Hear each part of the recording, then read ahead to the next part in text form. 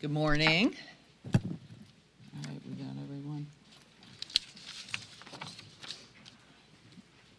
All right. Well, thank you all for joining us today. I'm joined by several of my colleagues, many of them from battleground districts here, who are going to be traveling home today, later today.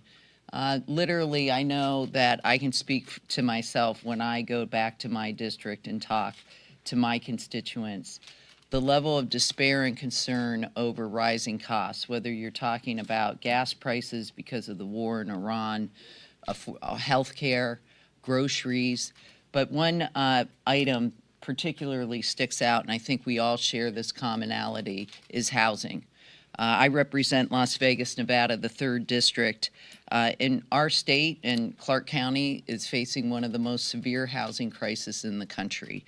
In fact, we have the worst shortage of affordable rental units in the entire country.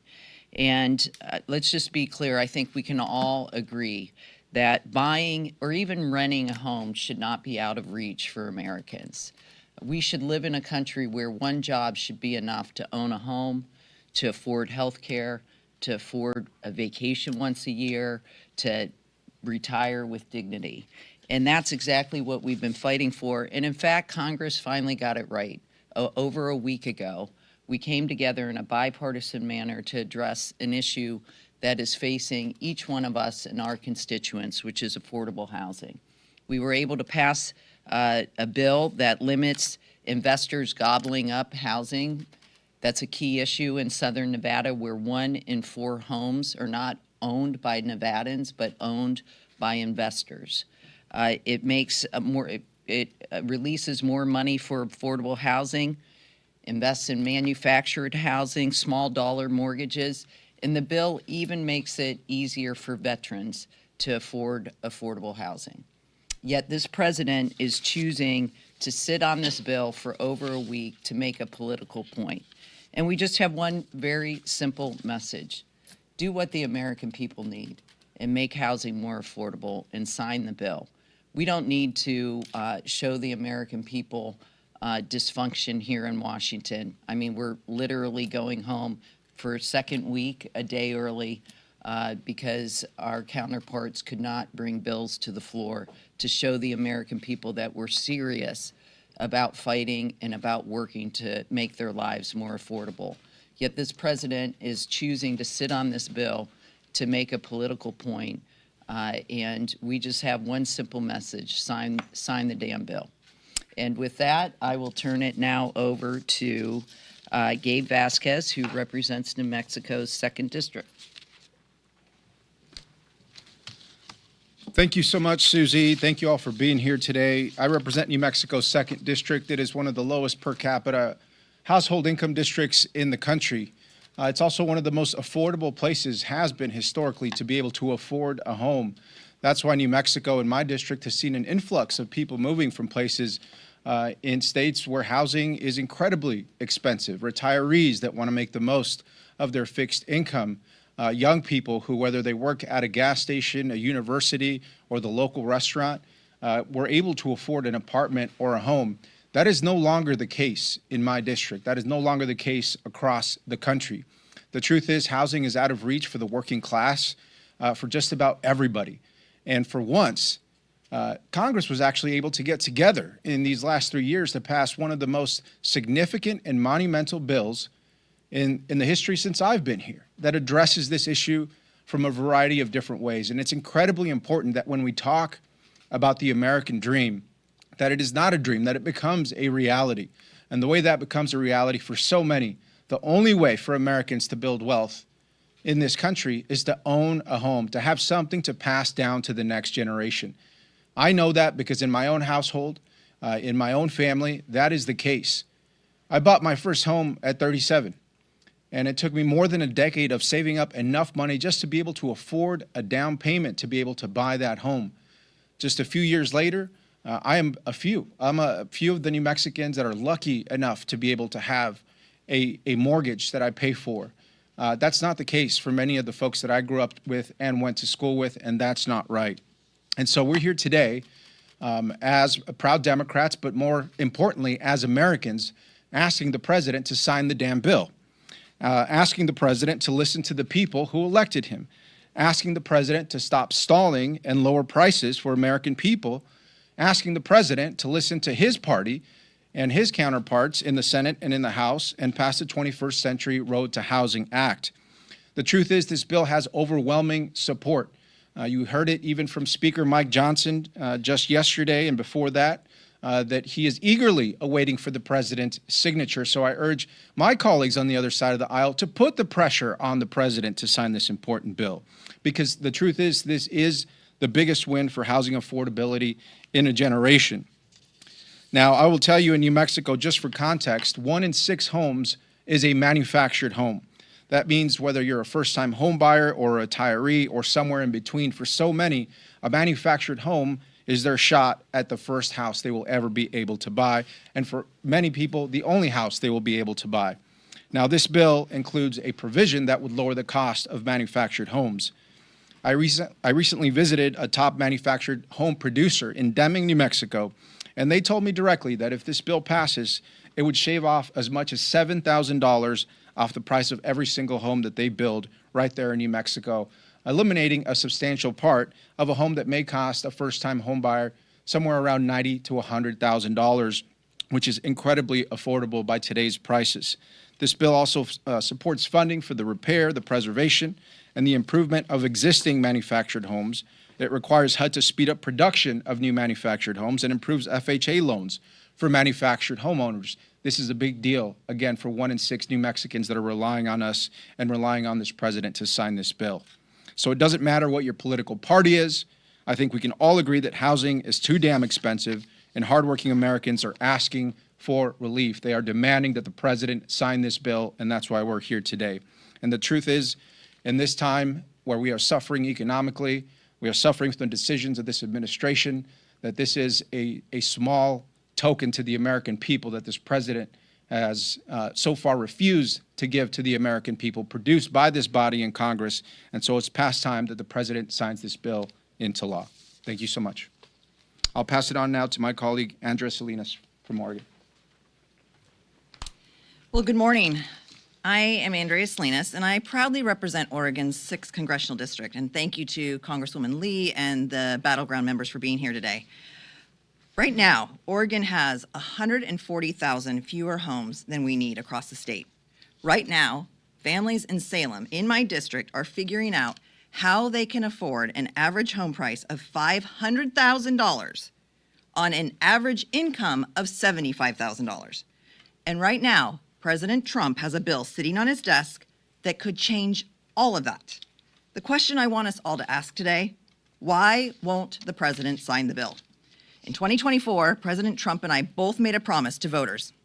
We could work to make life more affordable. Over the past 2 years, my colleagues and I up here have worked to do just that. If we want housing costs to come down, we have to build more housing. In Oregon, we need 440,000 additional homes over the next 2 decades just to keep up with demand. Communities across this country, whether they're urban, suburban, or rural, are facing the very same challenge. We don't have enough homes, and we need to build more. That's why the 21st Century Road to Housing Act does this. The bill won't solve every problem overnight, but it takes incredibly meaningful steps in the right direction to increase housing stock right now. It cuts unnecessary federal red tape that delays construction, which we're hearing from both the builders and potential home buyers. It gives communities more flexibility to build housing. It modernizes financing for affordable and manufactured homes, which remains one of the most affordable paths to home ownership for many Oregonian families. And it stops Wall Street investors from buying up single-family homes. These reforms help my communities, from Salem to Sheridan, Tiger to Newburgh, building more housing and bringing more homes within reach for hardworking families. This bill is about whether families can afford to buy their first home, whether seniors can stay in the communities they helped build, whether veterans and working families can find a place they can afford. This bill has passed Congress, both chambers. It's sitting on President Trump's desk right now. 2 years ago, Oregonians asked what we could do to lower their costs. Now they're asking why President Trump won't. Mr. President, sign the damn bill. Thank you. And I yield to my courageous colleague from California, George Whiteside. Thanks so much. Let me say thanks to Congresswoman Lee for leading us in this effort. I'm proud to stand with my colleagues here to demand that the President sign the Road to Housing bill. In LA County, the average price of a house is now over $900,000. In Santa Clarita, where I represent, one of the cities that I represent, it's over $800,000. The average age of a first-time homeowner in the United States is now nearly 40 years old, just like you were saying. That is unacceptable. It means that a family today can't have a house before they start to have kids. They have to wait until their kids are almost in elementary school or maybe even junior high school. That is unacceptable, and we are failing the folks in our communities if we do not pass this bill. Young families, teachers, firefighters, nurses, the very people who make up the fabric of our community are getting priced out of home ownership. The core problem isn't that complicated. In my opinion, the core problem is supply, and this bill helps with supply. We need to build more homes. We need to build more apartments in order to drive down the cost of housing across the country. This bill will expand small dollar mortgages, clear away some of the obstacles that have made it too slow and expensive to build, and there are real steps to speed up construction of manufactured homes. This bill passed with bipartisan support. It's not often that Democrats and Republicans come together in this place that often, but when they do, we have to take full advantage of it. The President has called the bill unimportant, and this is a real quote, a big yawn. Well, housing is not a big yawn to folks in my district, and we are here to demand that the President sign this bill and get help to the American people. Thanks. And now I will turn it over to, let's see, Congressman Poe from New Jersey. Poe, sorry. It's quite all right. Good morning, everyone. First, let me just also thank our Congresswoman Susie Lee for putting together this very important conference session. And good morning to each and every one of you. My name is Nellie Poe, and I represent New Jersey's 9th Congressional District. And while, as you all heard already, while the Republicans canceled votes, our Democratic colleagues are here present fighting to make housing a reality. Housing supply is not a political problem. It is not a regional problem. Lack of housing is an issue in cities. It's an issue in suburbs. It's an issue in rural communities. It's an issue in every single part of every single neighborhood throughout our entire country. It is a problem in blue states. It's a problem in red states. In my district, in places like Paterson and Passaic, New Jersey, we need help. So when Americans cry out for political leaders to come together and find common sense solutions, they are talking precisely about issues like housing. And we are listening. We are absolutely listening. We have come together and passed the Road to Housing Act with an overwhelming majority. And our bill is standing on the tarmac because Donald Trump says addressing housing costs, as my dear friend, Congressman Weisheimer said, a big yawn. Well, I don't know about any of you to hear it this morning, but yawning is definitely not the way I would describe the needs of housing anywhere throughout our country, and certainly that's an insult to all of us. And he is absolutely refusing to sign his name on this bill and make it a law. That is where we are, unable to enact real housing solutions because of a temper tantrum? Really? Think about that. Americans can certainly thank Donald Trump for failing to do his job. It's completely unacceptable, and every American should be outraged. I know that everyone throughout our country is listening here today, and I say, sign the damn bill, President Trump. Let's get this done. Thank you. I'd now like to have Congresswoman Val Voigt from Oregon, from District 4. Thank you. Hi, Val Hoyle. I represent the 4th District of Oregon. Oregon is well represented here, both because, well, we're Oregon, so we show up. And also our housing issues and lack of housing and lack of affordable housing is extreme. You know, we all know that home ownership is a path to the middle class. And when my parents, when I was growing up, they could afford to buy a home on one salary.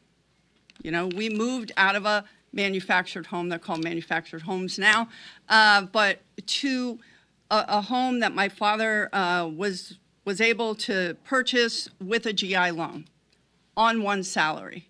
And now we have people working 3 jobs that can't afford to buy a home. In my district, I represent the central and south coast of Oregon, Eugene, and Corvallis as well. The majority of my district has a 0.5% vacancy rate. All along the Oregon coast, 0.5% vacancy rate. That means there aren't houses to buy or rent. Not low-income housing, not middle-income housing, not high-income housing. We had trouble recruiting a doctor in a rural hospital because there wasn't a house for him to buy or rent. That also means that we can't engage in economic development because there is no workforce housing. Look, this bill wasn't everything, but it was a lot. It meant that hedge funds, right, corporations couldn't come in and buy our housing to flip it for profit. What it meant was that we could expand manufactured housing. We could make housing less expensive. This is something the American people want. And you know what? Democrats, Republicans in Congress got together and actually did a bill that would have addressed these issues. Perfect? No, but truly transformational. This is what the American people are asking for. They're asking us to get to work, to do what's right for them. And this bill is sitting on the president's desk while we're being sent home from Mike Johnson because he can't figure out how to pass a bill over the floor. We need the president to sign the bill and do the work of the American people as opposed to having a petulant temper tantrum because he can't pass a voter suppression bill. The fundamental thing is this is for the American people. This is what they want. This is what we did. A lot of hard bipartisan work went into it, and we need that bill signed. It's the right thing to do. And with that, it is my great pleasure to first thank my colleague Susie Lee for organizing this and to introduce my very good friend, Marcy Kaptur.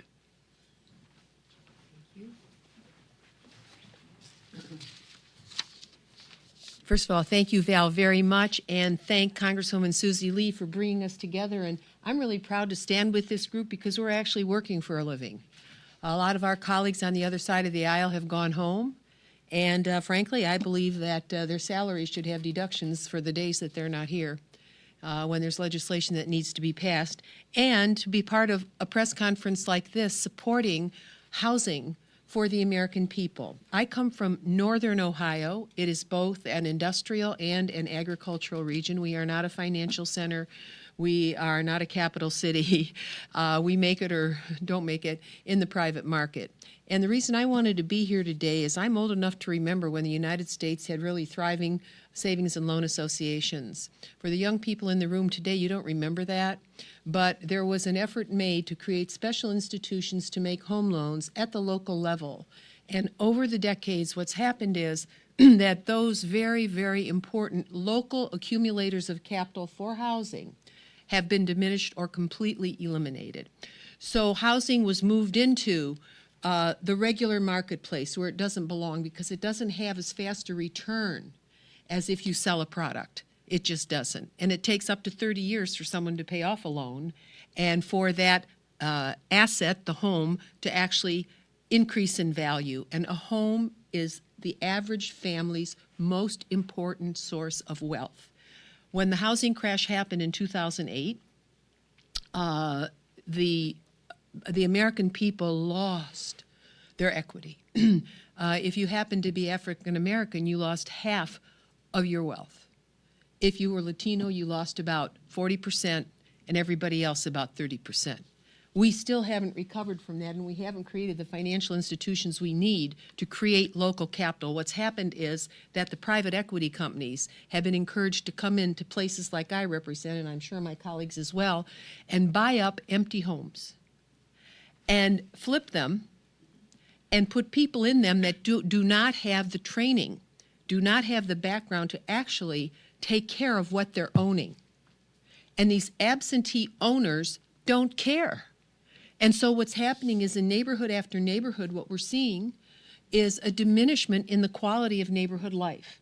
And it puts all the burden on the local mayors and the local departments of housing and community development, and it's totally unfair. But the root of the problem is buying a house is not like opening a bakery. It just isn't. It takes at least 30 years unless you're extremely wealthy. And for the younger generation now, my parents were able to get a home after they got married many, many years ago. It's the smallest house on the street. I still live in it. And it's a livable house. But in my neighborhood, there are several lots where what we need to happen is for the local city to have the capacity to come in, knock down the house that's deteriorated. If the foundation's still good, use it because you can save $50,000 on building a home. And we need to have the capacity to work with our local community development officers in the cities and counties and reuse some of this and create starter homes for the younger generation who cannot afford. Now you've got to be at least 40 years old before you own a home. That's twice as old as my parents were. And so it's really hard on the younger generations of our country to be able to even consider home ownership, even rent now. To try to rent something, it's so expensive, even in my area, which is not an expensive area compared to others to live in. So I so support this. I thought President Trump, when he came to office, because he'd been involved in housing in New York City, but I think mainly for the wealthy, so he really doesn't see the kinds of neighborhoods that I live in. And he doesn't see why the financial system doesn't connect to it. And so we are here to urge the president on our 250th birthday to please sign the bill to make it easier for our people to own their own homes and to retool the neighborhoods that are salvageable in our country, and to give people a chance, a leg up on the ladder of economic opportunity. So I assume that I have the responsibility of introducing the next speaker, and thank you all for coming today from a very different place in America than I represent. But one that my citizens travel to all the time, and that's Las Vegas, Nevada. Congresswoman D-Nev, one of the most intelligent and hardworking members that I have the privilege to serve with. Thank you. Marcy, thank you for saying that. Well, thank you so much. I do represent the heart of Southern Nevada, and that includes such iconic places as Boulder Dam, the Sphere. I hope you visited the Sphere, the Las Vegas Strip. But a lot of people who live there work on the Strip or in some of these places. They work back of the house so their children can work in the front of the house. It used to be that you could sell a house in California, move to Nevada, buy two houses for half the price and have some left over for furniture. That is not the case anymore. Las Vegas, like all parts of the country, has just been hit so hard by the need for accessible, affordable housing. You know, the people in my district have suffered their lives and their livelihoods because of Trump's economic policies, going from capricious tariffs to this war of choice in Iran. It's higher grocery prices, it's higher gas prices, it's the cost of health insurance, the cost of child care, the cost of utilities. But probably the most egregious thing, the most unforgivable, the most inconceivable thing that he has done that's impacted their lives is refuse to sign this bipartisan housing bill. It's just up right in front of him, just laid on a silver platter, which, well, maybe he'd like it better if it was a gold platter, but it's there for him to sign, and he refuses to do it. Let me share some of the statistics with you of why this is so important in Las Vegas.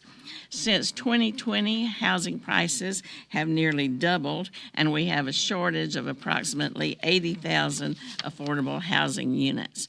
Now, there are many factors that go into the rising home prices, but it's hard to ignore the significant role of institutional investors.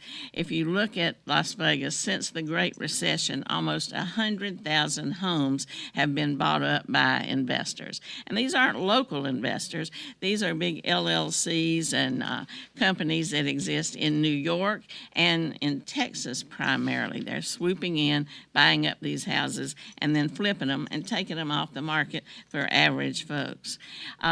Last year, I testified before the state legislature because they were considering capping the number of homes that investors could buy. And you're seeing this movement not just here at the federal level, but all around the country. So that's one of the reasons that I strongly support the 21st Century Road to Housing bill, because it includes that provision to look at institutional housing. As many of my colleagues have said, President Trump calls housing a boring topic compared to others and a big yawn. Well, the folks in my district aren't yawning because they don't have a roof over their head or a place to lie down and take a nap. So they can't be yawning. They know how critical this is, and we need to move on it. We've done it in Congress. The president needs to sign the damn bill. Thank you. We'll now introduce Darren Soto from Florida. Good morning, everyone. Homeownership is fundamental to the American dream, and with rising costs, the American people are losing faith. Last night, I had a lowering cost town hall with nearly 10,000 constituents, and housing was one of the biggest issues that came up. We saw a gentleman who made about the median income in my district, which is about $80,000, wonder whether he and his family are going to be able to afford a home, which many times is $360,000 to $380,000 or more. I've heard from countless seniors wondering whether they're going to be able to live in dignity in their later years, and so many young people who have just given up on the idea that they're ever going to be homeowners. This is wrong. And we know in Central Florida the reasons why. While we have a lot of high-paying jobs in aerospace and space and healthcare, we also have a lot of folks in tourism who are struggling to make ends meet and struggling to be able to be into the middle class and to be able to own their own home. And so this is absolutely critical for a lot of those folks as they're going through and looking at their futures.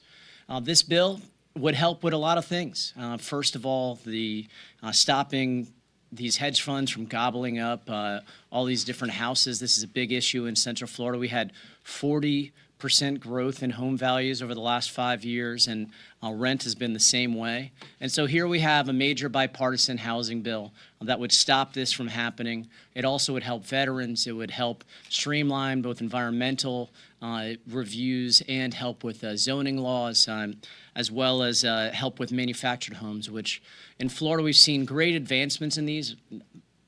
Many of them now are literally hurricane resistant and need to be a major part of the solution here.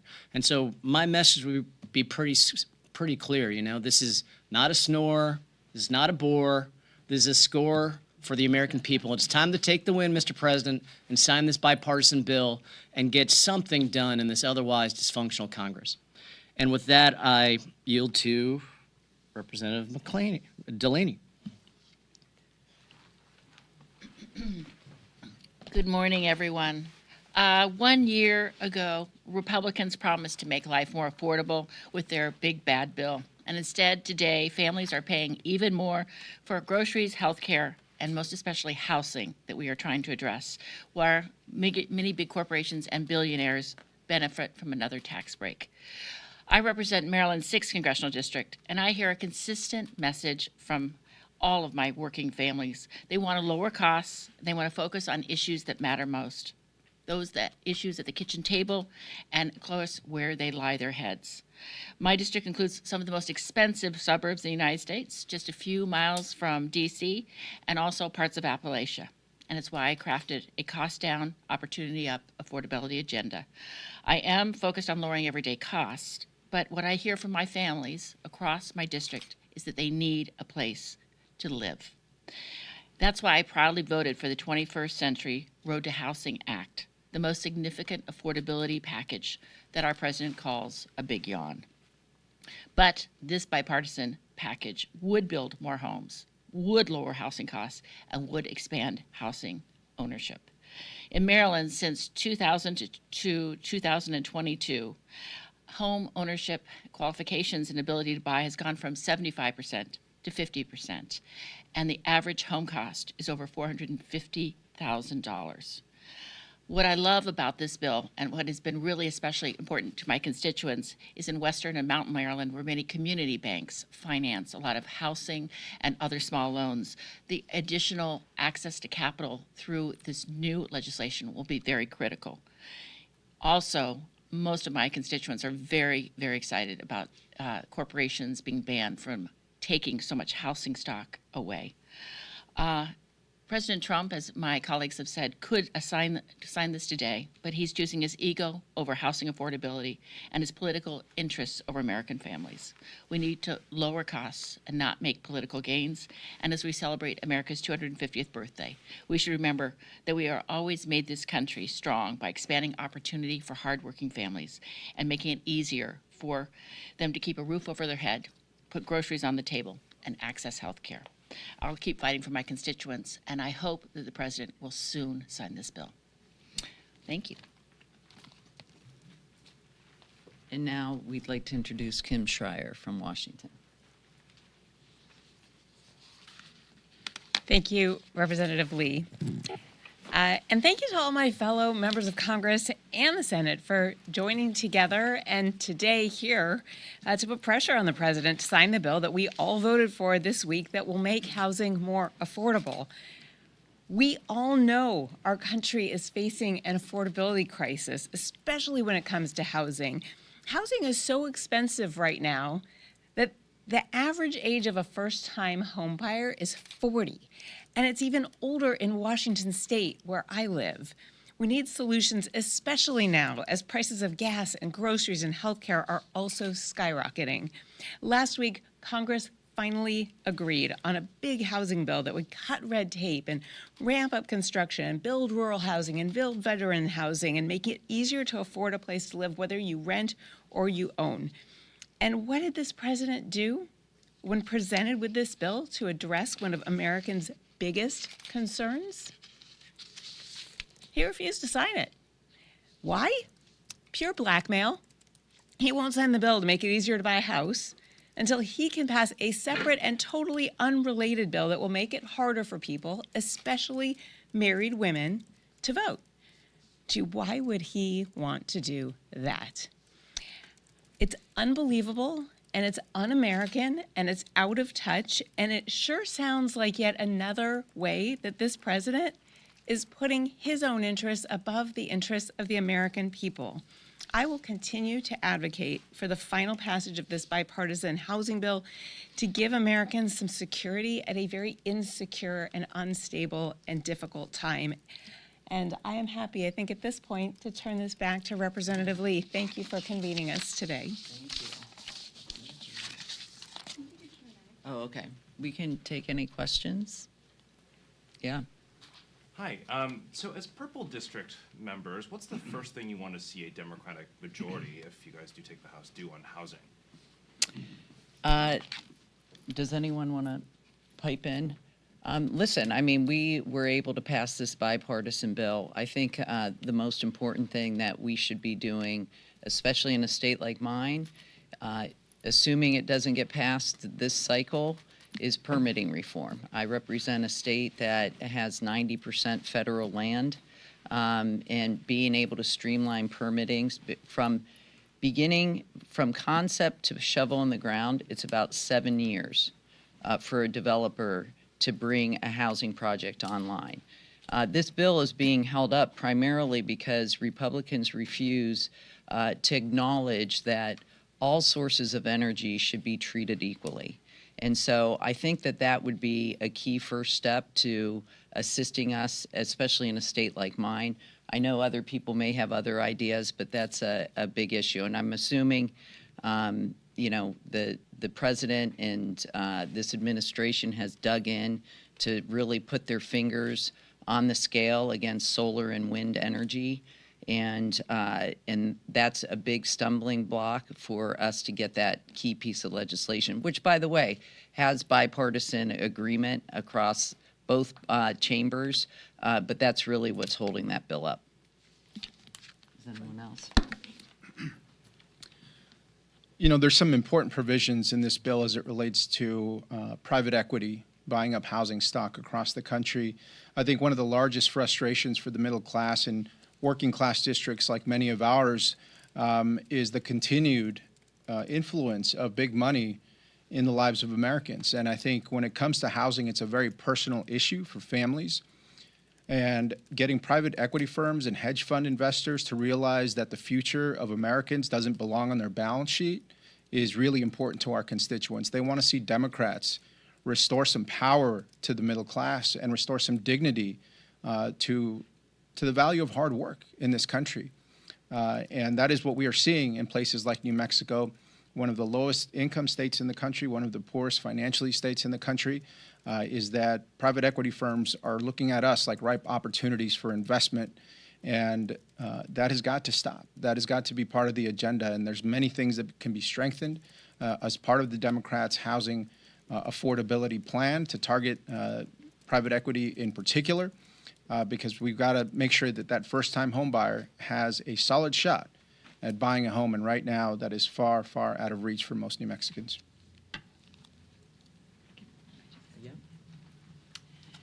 I know for Oregonians, the big concern that I constantly hear, and it is a huge barrier to housing, is infrastructure. Whether it's water infrastructure or energy infrastructure, we don't have it, and we keep asking for these one-offs. We have sewer pipes that are wooden, that are leaking water all over the place, and we cannot build communities without that infrastructure. And these are some of the things that President Biden and a previous Congress before I got here tried to achieve and Build Back Better and the Inflation Reduction Act. That has all been rescinded under President Trump. We need those infrastructure dollars to make sure that our communities can actually build that housing. Oh, yeah. Yeah, sure, go, no, go. I just wanted to add, three of us come from Western states with a lot of forestry, and I can't not mention the cost of building materials. And we have these dual problems. In the West, we have catastrophic forest fires. We also have a lot of timber. We also have a Forest Service that is understaffed right now. And if we could get the Forest Service staffed up and to do its job to thin our forests, remove the smaller diameter trees, turn those into cross-laminated timber, it is as strong as steel. We should be using that to sequester carbon, to build more houses, to do it more affordably. And that is a great circular economy that will bring down the cost of housing. I'd like to follow on that if I could. I didn't know I had another lumber friend in town. I represent both urban and rural areas, but Toledo, Ohio is a city where we brought $6.5 million to plant 10,500 trees. We've had massive storms, lots of trees have come down, trees have aged out, oak trees and maple trees and black walnut trees, you name it. And I just asked for money to buy a sawmill for our forestry division in the city, because I said, working with Habitat for Humanity and tasking some of our religious organizations, inviting them to participate, if each one adopted one lot and one house, we could make progress if we had some of the tools. So I had no idea you were interested in that. So I'm glad I came to this press conference, not just to say, please, President Trump, sign the housing bill. You're a houser, do it for the country, but to say that we can build housing. And so I'm with you on that. And our city people, okay, I got a lot of carpenters in the countryside, and I've got union carpenters, but we don't really train very many people in cities to be carpenters. Maybe one school or two schools we have that try to teach the building skills, but we could turn it into a workforce development program. So I think we have an idea to be born here beyond the legislation that we all urge the president to sign. Thank you for letting me comment. All one more and then we'll take, oh, you want to, yes, after, yeah. What time do we have the room till 10. Oh, okay. The only thing I'd add is I think we need a national Apollo program for housing. And that means a whole of government effort to build at least 3 million units within 2 years and 6 million units within 4 years. That's the kind of scale that we're going to need to actually make a dent in this problem. And then there are a whole bunch of individual policies within that. I think we need to have advanced purchase commitments to drive down the cost of manufactured housing by 50%. That is totally doable. The cost of actually making housing has not been reduced over the past 50 years to actually build housing. We have to drive that cost down. And then we need to provide creative financing mechanisms so that we can build a lot. First, end the tariffs. We've seen 25% increases in both lumber prices and granite in Central Florida. I've heard directly from the Port of Canaveral. Second, it would be helpful not to deport the entire remaining workforce that we're seeing in Florida. When I talk to local builders, they struggle to find workers. So ending TPS and some of these other programs are absolutely hurting the construction industry in Central Florida. And then we need FEMA reform. The replacement cost is only $250,000. It's hard to replace a home in Florida for that amount. And then property insurance. We could use a national catastrophe fund, much like what we see modeled after the flood insurance fund, that would help with downward pressures on property insurance, which is very, very expensive in Florida. So all of those things would help out with housing costs in our area. All right. And Minnie, this is for you. We need to pass the lands bill. That's a very hyper-local issue. If you had to pick one provision of this bill that will do the most to make housing more affordable for your constituents, which would it be? Coming from a community that 1 in 4 homes is owned by an institutional investor, we've seen pressure of rents and prices go up when they either flip the homes or they jack up rental prices. So controlling that, that's why I was a co-sponsor of the Home Act, which is partly included in this. I think that's a key provision. And then, of course, just making the home investment funds more available, reducing the income levels so more people can afford the smaller mortgages will be important. All right. Well, thank you, everyone, for coming. Appreciate it. Thanks to all the members. Thank you.